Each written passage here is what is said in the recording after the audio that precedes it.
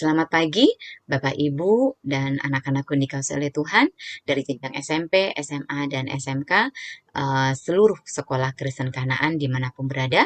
Puji Tuhan di pagi ini kita dalam keadaan sehat, dan sebelum kita melakukan segala sesuatunya, kita memberikan waktu kita sejenak untuk boleh kita bersekutu dengan Tuhan, mendengarkan daripada firman Tuhan. Tapi sebelumnya, mari kita terlebih dahulu kita berdoa, doa yang diajarkan Tuhan Yesus, doa Bapa kami. Mari kita berdoa. Di dalam nama Tuhan Yesus kami berdoa, Bapa kami yang di surga, dikuduskanlah namamu, datanglah kerajaanmu, jadilah kehendakmu di bumi seperti di surga. Berikanlah kami pada hari ini makanan kami yang secukupnya, dan ampunilah kami akan kesalahan kami, seperti kami juga mengampuni orang yang bersalah kepada kami. Dan janganlah membawa kami ke dalam pencobaan, tetapi lepaskanlah kami daripada yang jahat. Karena Engkaulah yang mempunyai kerajaan dan kuasa dan kemuliaan sampai selama-lamanya. Amin. Baik, dalam nama Tuhan Yesus kita pada pagi hari ini akan merenungkan firman Tuhan, dan bersama-sama kita akan baca dari 1 Raja-Raja pasal 19 ayat yang kedua. 1 Raja-Raja pasal yang ke-19 ayat yang kedua, demikianlah firman Tuhan. Maka Isabel menyuruh seorang suruhan mengatakan kepada Elia, beginilah kiranya para Allah menghukum aku, bahkan lebih lagi daripada itu. Jika besok kira-kira pada waktu ini aku tidak membuat nyawamu sama seperti nyawa salah seorang dari mereka itu. Amin. Bapak, Ibu, dan anak-anak yang dikasihi oleh Tuhan, ini merupakan perkataan daripada Ratu Isabel. Kepada siapa? Kepada Nabi Tuhan, yaitu Nabi Elia. Kita tahu Nabi Elia adalah nabi yang dipakai oleh Tuhan luar biasa, di mana dia menantang, bahkan dia dapat membunuh atau menghabisi daripada 400 nabi Baal pada saat itu. Nah, tetapi ketika Elia mendengar perkataan daripada Ratu Isabel ini, Elia adalah gentar, takut, kekhawatiran. Ada sindrom ketakutan dalam diri Elia. Sehingga apa yang dilakukan oleh Nabi Elia pada saat itu? Ketika dia mendengar ucapan ini, Nabi Elia lari. Bukan hanya lari, ya, dia pun sempat berkata kepada Tuhan, dia minta supaya apa? Nyawanya diambil, nyawanya dicabut, ya. Dipikir mencabut nyawa itu sesuatu yang gampang gitu ya.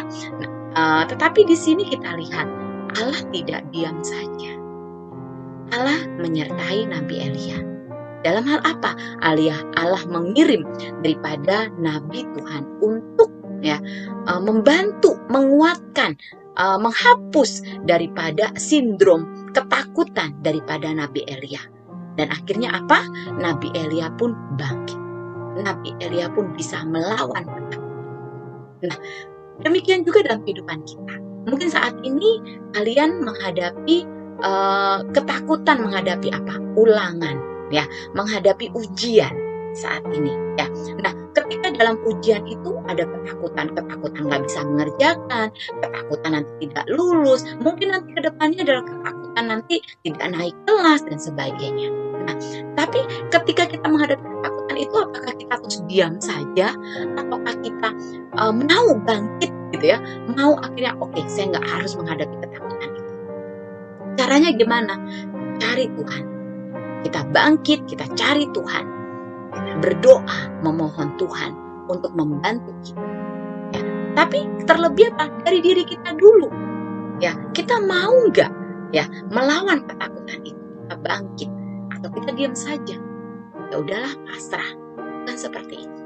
Nabi Elia, kalau kita lihat, akhirnya Nabi Elia pun bisa melawan sindrom ketakutan itu. Ya, bisa kembali lagi, dia disegarkan rohaninya, dia kembali lagi semangat dalam melayani Tuhan. Kita pun demikian, semangat dalam kita menghadapi ujian. Ya, pada saat ini kalian ujiannya masih secara virtual, tidak apa-apa. Atau menghadapi ujian-ujian berikutnya, hadapi semuanya itu dengan apa? Bangkit, bersandar pada Tuhan. Jangan lupa terus berusaha, bekerja, yaitu ora et labora. Ya.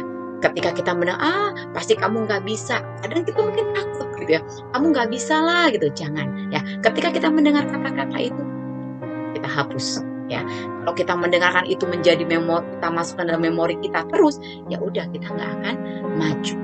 Ya, saat ini kita adalah anak-anak Tuhan yang kita harus melawan ketakutan.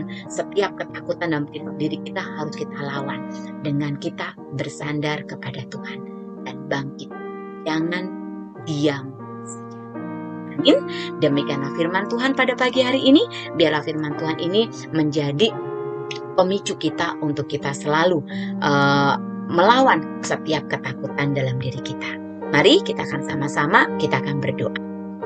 Di dalam nama Tuhan Yesus kami berdoa. Terima kasih Tuhan atas firman yang boleh kami dengar pada saat ini, di mana kami telah belajar, kami mendengarkan kisah daripada Nabi Elia.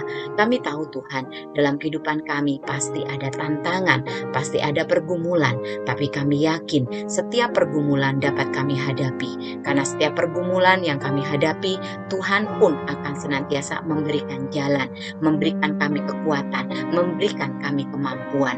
Terlebih pada diri kami pun juga mau bangkit untuk melawan setiap ketakutan, setiap permasalahan yang ada dalam kehidupan kami.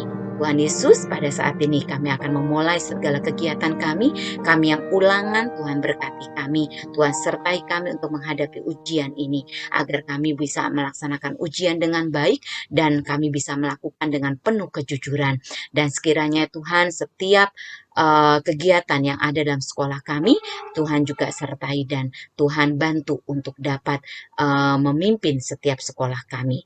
Terima kasih Tuhan Yesus, kami serahkan seluruh kegiatan hidup kami hanya di dalam nama-Mu saja. Haleluya. Amin. Oke, baik, terima kasih Bapak, Ibu, dan anak-anak yang dikasihi oleh Tuhan. Selamat pagi, Tuhan Yesus memberkati.